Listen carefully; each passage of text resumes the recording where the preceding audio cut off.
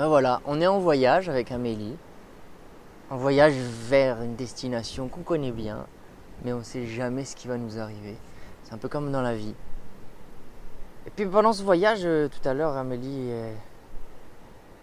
elle m'a dit quelque chose, je ne sais plus ce qu'on disait, et on était arrivé à ce mot univers. Alors tout d'un coup, ça a résonné dans notre tête, on s'est regardé comme ça et on a réentendu le sens de ce mot. Alors ça peut être naïf, hein, ouais, tout le monde connaît, en 2 mots, ça fait uni, vers, youpi, la trouvaille. Bon, on a juste voulu développer un petit peu ce terme. Déjà, être uni, un vaste programme, mais alors le vers, qu'est-ce que ça veut dire? Vers, en plus 3 points de suspension, on ne sait même pas vers quoi. Au secours! Mais alors en plus uni. Alors uni, ça veut dire quoi? C'est chacun essaye de retrouver sa base, sa propre base. Et finalement, en essayant de retrouver sa propre base, son centre, son cœur, chacun expérimente un peu, va sur son chemin, trace des chemins. Et à un moment donné, tellement ce chemin est clair pour soi, on dit mais c'est ça la réalité ou la vérité plutôt que la réalité. Parce qu'il y a plusieurs réalités. Et donc du coup, comme ma réalité, je la considère comme une vérité, je dis aux autres, hey, venez, c'est moi qui ai raison.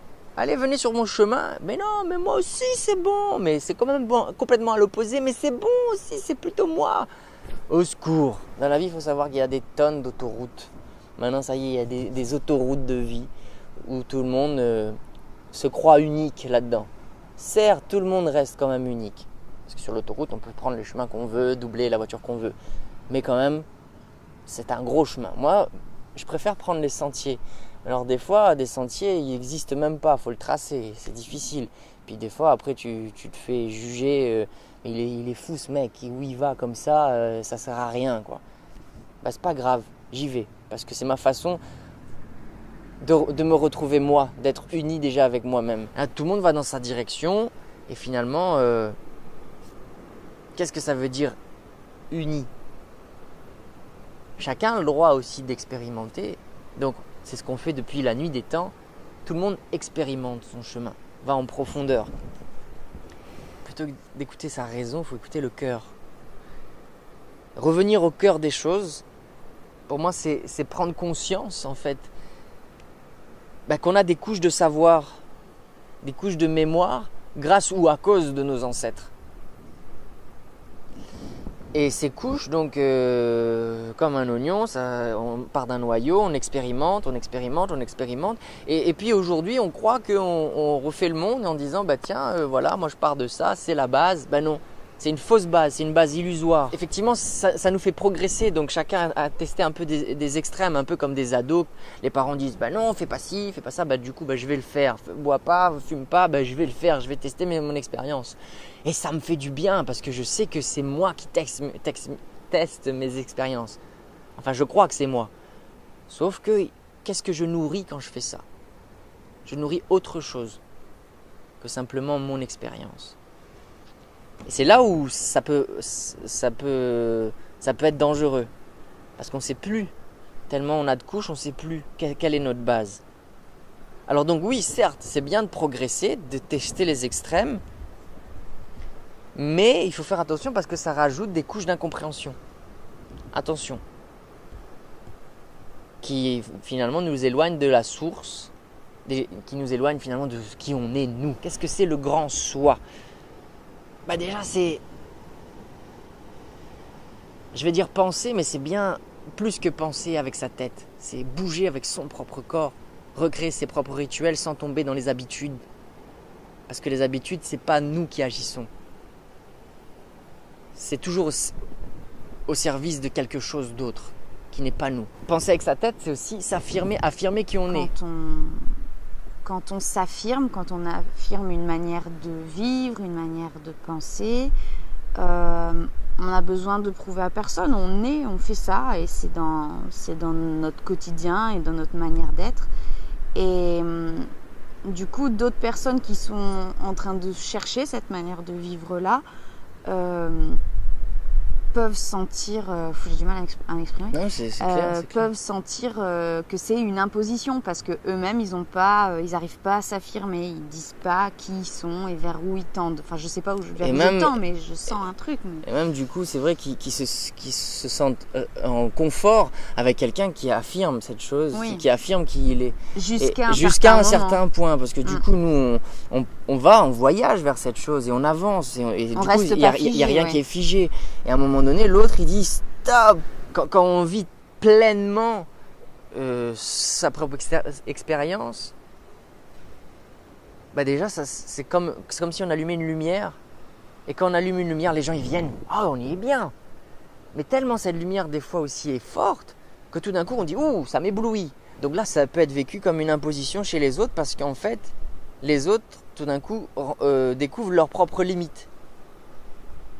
Et du coup, comme ils rencontrent leurs limites, parce qu'en fait c'est pas leur lumière qu'ils ont allumée, c'est nous qui avons allumé une lumière. Tout d'un coup, on s'y sent bien. Tout d'un coup, boum. Donc ces personnes qui n'ont pas allumé leur lumière, et ben du coup ils ne se sont pas affirmés. Ils pensaient qu'ils étaient en train de s'affirmer en vivant quelque chose de bien grâce à la lumière de l'autre. Alors du coup ils vivent ça comme une imposition et du coup ils attaquent la personne qui a allumé la lumière. Oh, éteins ta lumière ou alors tu nous bouffes quoi, c'est pas bon. Alors du coup on revient toujours dans des conflits. Stop. Unis. Alors qu'est-ce que ça veut dire unis? Ça veut pas dire non plus, voilà, encore une fois, venez vivre tout ce que je vis, on va tous se rassembler, c'est bien, tout ça, venez. Non. Chacun a son expérience à faire, mais encore une fois, questionner qu'est-ce qu'on nourrit quand on vit sa propre expérience. Et effectivement, le fait d'être dérangé par quelque chose. Moi, je sais que je suis dérangé par la fumée, j'arrive à tolérer, à un moment donné, je tolère, mais jusqu'où je tolère? Le fait est que ce n'est pas grave d'être dérangé. C'est bien d'être dérangé parce que du coup, ça nous fait poser des questions, ça nous fait changer nos habitudes. Quand quelque chose me dérange, j'apprends. J'apprends sur moi, j'apprends par défaut, je dis souvent, on apprend souvent plus de nos ennemis que de nos amis. Le fait de rencontrer des gens qui me dérangent, ça m'apprend sur ce que ça me fait dire je sais ce que je ne veux pas. Et du coup, je suis de plus en plus en accord avec mes propres valeurs. Et encore une fois, mes propres valeurs n'est pas la base encore. Donc, quelle est cette base? Quel est ce cœur? C'est toujours d'aller vers cette chose indicible. C'est comme cet exemple de deux rhinocéros qui sont au bord de l'eau. Et puis il y en a un qui dit mais il voit une forme qui dépasse. Et il y en a un qui dit attention, c'est un crocodile. Non, c'est un rocher. Non, c'est un crocodile, regarde. C'est un crocodile. Puis ça bouge pas. Et non, tu vois, c'est un rocher. Et il commence à dire mais non, mais c'est pas possible. C'est un crocodile. Il prend un bout de bois, ça il pique, puis ça bouge pas. Ah, tu vois, je t'avais dit, c'est un rocher. Il dit mais non, je te jure que c'est un crocodile. Et puis il commence à sauter dessus. Bon, regarde, c'est un crocodile. Et il se fait manger.